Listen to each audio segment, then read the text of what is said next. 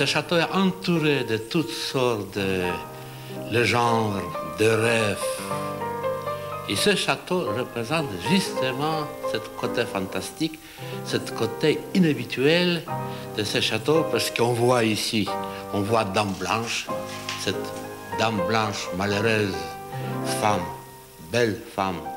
On voit aussi ce château de Vos entouré de coloris froids.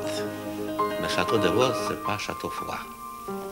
On voit ici ce visage magnifique, c'est l'actuel la baronne. Parce que le château de Vos était toujours hanté par des fantômes et par des femmes vivants qui sont dépensées sans limite pour sauvegarder ce magnifique monument historique.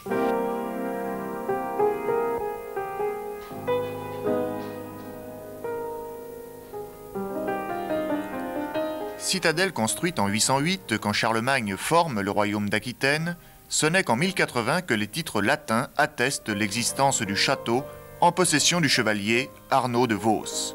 Partiellement démoli sous Richelieu, qui voyait d'un mauvais œil cette place forte levée contre le centralisme et l'autorité royale, le château fut dès lors maintes fois reconstruit et transformé.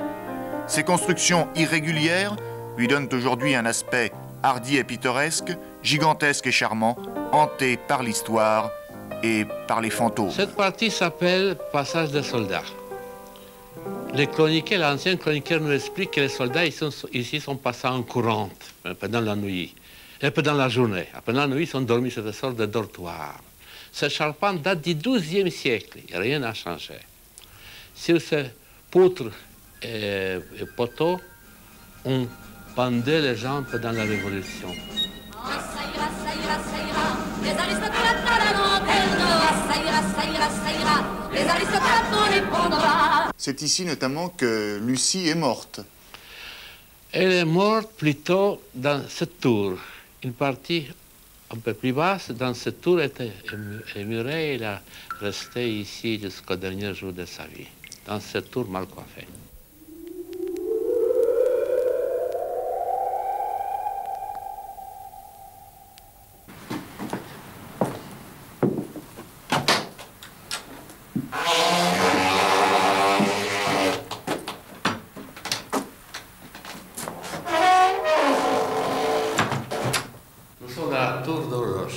Salle de garde.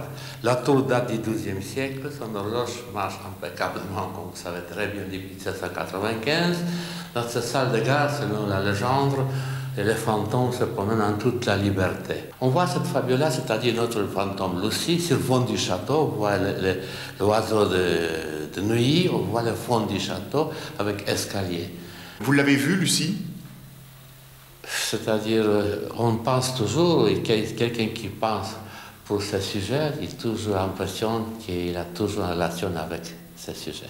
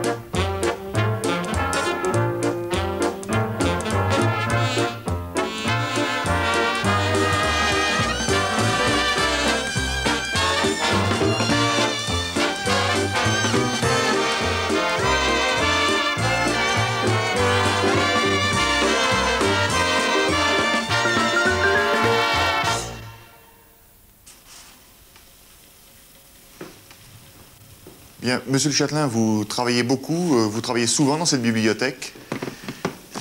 Pas tellement. Mais dernièrement, presque chaque soir. Avant, c'était plus rare. Mais comme vous savez très bien, j'ai beaucoup à faire, je ne peux pas me permettre. Mais sont les soirées que je suis toute seule et qu'on ne peut pas aller à la chasse, que aussi je suis mal foutu, que ce silence de ce château m'inspire, comme ça je commence à travailler. Des articles militaires, des articles sur le château, une nouvelle fantastique que le Châtelain écrit beaucoup. Il compose même une histoire de l'Auvergne avec une thèse nouvelle et révolutionnaire. Vous avez quand même une thèse tout à fait personnelle qui consiste à dire que beaucoup d'Auvergnats descendent de Juifs. Oui, presque, ils descendent de Juifs. On connaît plusieurs familles, comme par exemple la famille de Belnaf, et les autres, comme la mienne, d'abord aussi, sont toujours anciens Juifs. Mais ça ne plaît pas beaucoup, ni à Auvergnats, ni aux Juifs.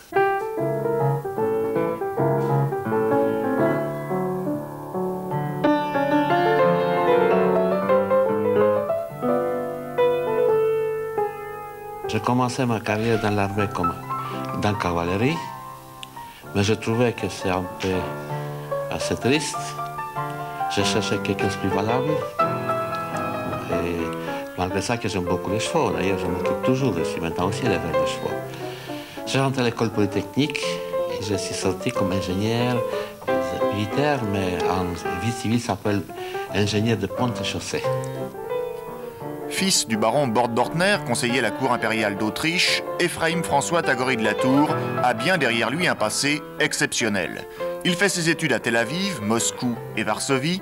Sa carrière militaire le mène en Mandchourie, en Espagne, en Pologne et en Union soviétique comme officier. Il y reçoit les félicitations personnelles de Staline et c'est là qu'il rencontrera De Gaulle. J'ai rencontré De Gaulle, c'était 1944-45. Décembre 1944 et janvier 1945. Je l'ai rencontré à Moscou.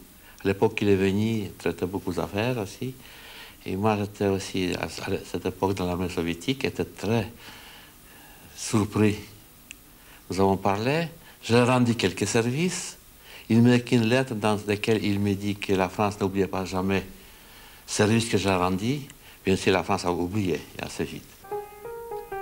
Conseiller militaire de l'état-major en Israël, puis ingénieur conseil à Paris, Tagory de la Tour n'a reçu pas moins de 16 décorations et citations, Croix d'or des Braves, Croix d'or du Mérite, l'Ordre d'Union soviétique, des médailles pour la défense de Moscou, Stalingrad, Varsovie et pour la prise de Berlin. Un passé prestigieux que sa vie d'exploitant agricole et d'éleveur de chevaux depuis 1971 ne laisse aucunement transparaître. La vie de Châtelain, finalement, c'est un peu fou. Vous avez raison, c'est fou.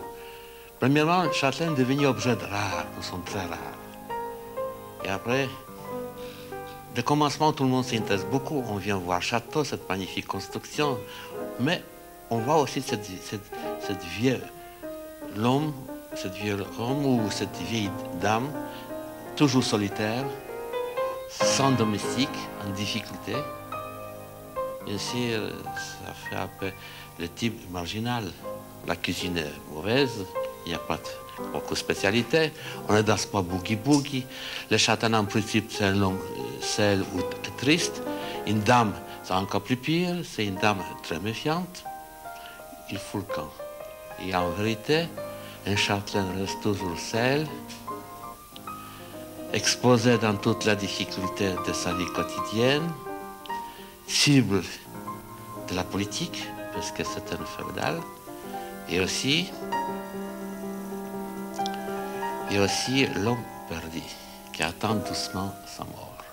Je préfère rester dans ma solitude, dans la profonde solitude, avec mes bêtes, avec mes chiennes, avec mes vieux meubles, avec ma mauvaise cuisine, comme aller se frotter avec des milliers de personnes dans les rues de Paris ou dans l'autre ville.